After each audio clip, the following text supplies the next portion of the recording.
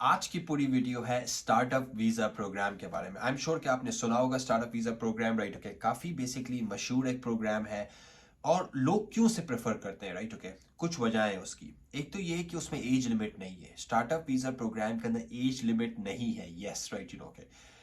तो बहुत सारे लोग जो बेसिकली एक्सप्रेस एंट्री, पीएनपी और बाकी जगह पे क्वालिफाई नहीं कर सकते, तो वो बेसिकली स्टार्टअप वीज़ा प्रोग्राम के अंदर बेसिकली लेकिन राउट लेते हैं। बट स्टार्टअप वीज़ा प्रोग्राम का एग्जैक्ट प्रोसेस क्या होता है, राइट? ओके, उसके अंदर बेसिकली 7 to 8 स्टेप्स होते हैं और मैं आज बेसिकली पूरी वीडियो में इसको ब्रेक डाउन करके बताता हूँ, राइट? ओके, पर एक चीज़ आप हमेशा याद रखें स्टार्टअप वीज़ा प्रोग्राम की, ये बड़ी इंपॉर्टेंट चीज़ है। अगर आपको कोई कंसल्टेंट या कोई भी बेसिकली एजेंट बोलता है कि हम आपका स्टार्टअप वीज़ा में करवा देंगे और आपके पास कोई प्रॉपर प्रोडक्ट नहीं है या आइडिया नहीं है या बेसिकली आपके पास कोई भी आपने आपके पास कोई स्टार्टअप भी नहीं है, तो बेसिकली दैट्स रॉन्ग। ये बेसिकली इलीगल है कि कोई आप थर्ड पार्टी के थ्रू, राइट ओके, जिसको आप पैसे दे के स्टार्टअप वीज़ा प्रोग्राम के अंदर आते हैं, सो दैट्स नॉट अलाउड। आपके पास खुद का यूनिक प्रोडक्ट और एन आइडिया होना चाहिए या आप अलोंग विद योर पार्टनर्स के पास यूनिक प्रोडक्ट या आइडिया होना चाहिए। तो लेट्स टॉक अबाउट इट कि उसके एग्जैक्ट स्टेप्स क्या होते हैं, राइट? ओके, पहला स्टेप जो होता है बेसिकली फर्स्ट स्टेप, ओके, आपने अपना पिच डेक प्रिपेयर करना पड़ता है। पिच डेक जो होता है बेसिकली आप अपने स्टार्टअप के बारे में बताते हैं, समझाते हैं कि कितने क्या प्रोजेक्शंस हैं, टेक्नोलॉजी क्या है, क्या प्रॉब्लम आप सॉल्व कर रहे हैं। और वो पिच डेक जो होता है ना, वो बड़ा इंपॉर्टेंट होता है बिकॉज उस पिच डेक के ऊपर आपको जो डेजिग्नेटेड ऑर्गेनाइजेशन है उसमें आपको अप्लाई करना पड़ता है, राइट? जो कैनेडियन गवर्नमेंट ने डेजिग्नेटेड ऑर्गेनाइजेशन अप्रूव की हुई है, उसमें आप फिर अप्लाई करते हो उस पिच डेक के बिहाफ पे। अगर आपका पिच डेक अच्छा नहीं है तो आपको कॉल नहीं आएगी उधर से और इंटरव्यू की कॉल नहीं आएगी। अगर आपका पिच डेक अच्छा है तो आप बेसिकली सेकंड स्टेप पे मूव हो जाते हैं कि वो ऑर्गेनाइजेशन आपको इंटरव्यू की कॉल देता है बेसिकली, राइट? ओके, जब बेसिकली आप इंटरव्यू अगर पास कर लेते हैं, okay, then you move to the second step. अगर आप इंटरव्यू पास नहीं करते तो बेसिकली यू डिस्क्वालीफाई, राइट? अगर आप लेट्स अज्यूम इंटरव्यू पास कर लेते हैं, राइट ओके, तो आप बेसिकली सेकंड स्टेप पे मूव ऑन कर जाते हैं जब वो ऑर्गेनाइजेशन आपके बीच में एक एग्रीमेंट साइन हो जाता है, राइट ओके। और आप फिर उस ऑर्गेनाइजेशन को एक फीस पे करते हैं, it's like an incubator fees, कि जो आपको हेल्प करता है उस आइडिया के ऊपर काम करने में और उस आइडिया को कनाडा में सक्सेसफुल होने में, राइट ओके। यहाँ पे बहुत इंपॉर्टेंट चीज़ ये है कि आप उस ऑर्गेनाइजेशन को एक तरह से फीस देते हैं, आप उसको ब्राइब नहीं दे सकते, आप उसको कोई ना कमीशन वमीशन नहीं दे सकते। और ये जो करता है इसी वजह से कुछ ऐसी ऑर्गेनाइजेशंस हैं जिसके ऊपर रेड फ्लैग्स हैं या जिसके ऊपर जो कंप्लाइंस और ऑडिट है वो ज़्यादा होती है, क्योंकि उन्होंने कुछ स्टार्टअप्स के साथ ऐसा लगता है कि उन्होंने उनको फेवर दी है, उन्होंने परमिशन दे दी। तो हमेशा याद रखें, जो भी डेजिग्नेटेड ऑर्गेनाइजेशन या इंक्यूबेटर के साथ आप काम करते हैं, वो बेसिकली ऑर्गेनाइजेशन आपके स्टार्टअप आइडिया को एक प्रॉपरली एक तरह से जो है ना इवैल्यूएट जो करेगा, वो बेसिकली करेगा मतलब कि उसके मेरिट के ऊपर। ऐसा नहीं है कि आपकी जान पहचान है, आपने पैसे दे दिए, इस तरह से अगर आप करेंगे तो बेसिकली एक तरह से अगेन वो ग्रे एरिया है, वो इलीगल चीज़ है, राइट ओके। जब आपने जो है ना एग्रीमेंट साइन कर लिया उसके साथ, तो बेसिकली फिर क्या होता है, आपको लेटर ऑफ सपोर्ट जारी हो जाता है। लेटर ऑफ सपोर्ट जब आपको जारी हो जाता है तो वो आप लेटर ऑफ सपोर्ट लेके बेसिकली आप जाते हैं, राइट अपने open work permit basically apply करने के लिए। स्टार्टअप वीज़ा प्रोग्राम के अंदर अभी एक बहुत अच्छी बात किया है जो बहुत सारे लोगों को नहीं पता। जब आप ओपन वर्क परमिट के लिए अप्लाई करते हैं तो पहले वर्क परमिट 3 साल के नहीं मिला करते थे। अभी आपको और आपकी स्पाउस को 3 साल का ओपन वर्क परमिट मिल जाता है, 3 साल का open work permit, right okay. इसका मतलब क्या होता है? इसका मतलब आप कोई भी बिजनेस कर सकते हैं कनाडा में। आप अपना स्टार्टअप तो चला रहे हैं, आप कोई और भी बिजनेस कर सकते हैं, जो करना है आपने आप करें। आपकी स्पाउस और आप कहीं और जॉब कर सकते हैं, ओके। किसी भी किस्म की जॉब ही आप लोग दोनों कर सकते हैं।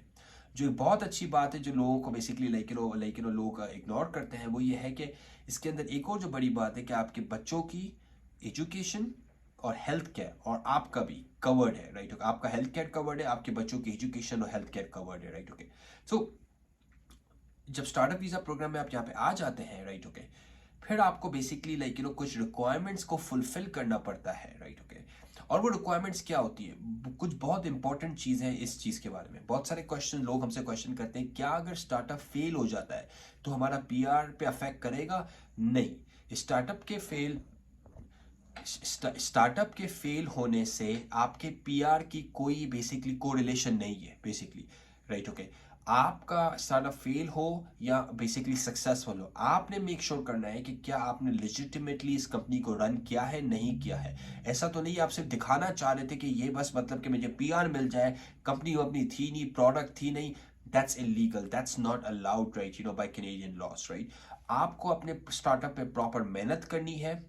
अगर आप अकेले हैं, आपके को फाउंडर्स हैं साथ में, सबको मिलके मेहनत करनी है। और एक्टिविटीज़ और ये सारी चीज़ें बेसिकली आईआरसी और जो बेसिकली गवर्नमेंट है वो देखती है कि ऐसा तो नहीं कि आपने बस स्टार्टअप को यूज़ करते हुए 3 साल का ओपन वर्क परमिट तो ले लिया, आप आ गए, पर आपने यहाँ पे आके कोई स्टार्टअप पे काम ही नहीं किया, आपने उसको परसों ही नहीं किया। फिर उसमें क्या होता है, फिर आपकी पीआर की एप्लीकेशन में मसला हो जाता है।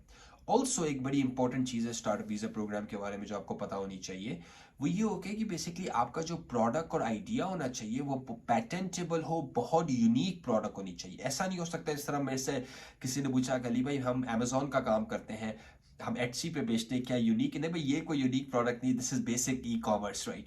आपकी प्रोडक्ट पैटेंटेड होनी चाहिए जिस भी कंट्री में आप हैं right, okay, to make sure कि it's a foolproof right, okay, 100% patented होनी चाहिए, ओके।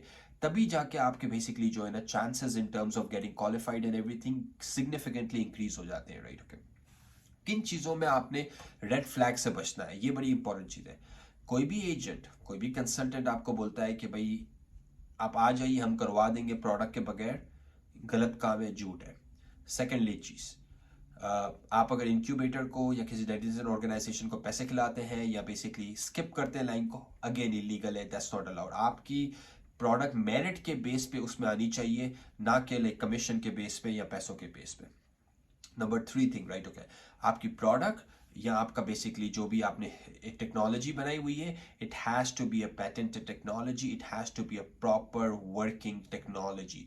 ये कोई ऐसा नहीं है कि बस आप दिखा दें और उसी बहाने से आप आ जाएं और वो कोई प्रोडक्ट एक्चुअली एग्जिस्ट नहीं करती, ओके। फिर बाद में मसला होगा आपके पीआर के अंदर, यहाँ पे आप पकड़े जाएंगे जहाँ पे आपके लिए बहुत ज़्यादा प्रॉब्लम्स क्रिएट हो सकते हैं राइट, ओके। तो स्टार्टअप वीज़ा एक अमेजिंग प्रोग्राम है इनोवेटर्स के लिए राइट, लाइक जो आइडिया वाले लोग हैं, जो प्रोडक्ट क्रिएटर्स हैं, एक अमेजिंग प्रोडक्ट राइट, या आप टेक्नोलॉजी के अंदर है या प्रोडक्ट क्रिएशन के अंदर है राइट। तो स्टार्टअप वीज़ा प्रोग्राम एक बहुत अच्छा प्रोग्राम है उन लोगों के लिए राइट, क्योंकि एक तो ये कि एज की लिमिटेशंस नहीं है, दूसरी बात है कि आपकी एजुकेशन की के बेस पे आपको पॉइंट्स नहीं मिल रहे, आपको इंग्लिश बैंड चाहिए बेसिकली 5, बट आपके स्टार्टअप के आइडिया के ऊपर आपको बेसिकली लाइक एक तरह से पीआर मिल रही है। आपको जो है ना उस बेसिस पे पीआर नहीं मिल रही कि आपकी एज क्या है। बाकी जो पीआर के प्रोग्राम्स होते हैं वो बेसिकली फोकस्ड होते हैं कि कैंडिडेट की प्रोफाइल क्या है। स्टार्टअप वीजा प्रोग्राम के अंदर जो होता है वो स्टार्टअप को देखते हैं, आप सेकेंडरी आते हैं राइट, ओके। तो these are the few important things about the startup visa program right, okay। अगर आपको कोई भी क्वेश्चन है about the startup visa program तो हमें रीच आउट कीजिए Lawtiq LAWTIQ lawtiq.com के ऊपर right, okay, and will be happy to help you. Thank you. उनके साथ शेयर कीजिए, लाइक कीजिए, सब्सक्राइब कीजिए जिनको इस चीज़ से हेल्प हो सकती है। Take care, bye bye.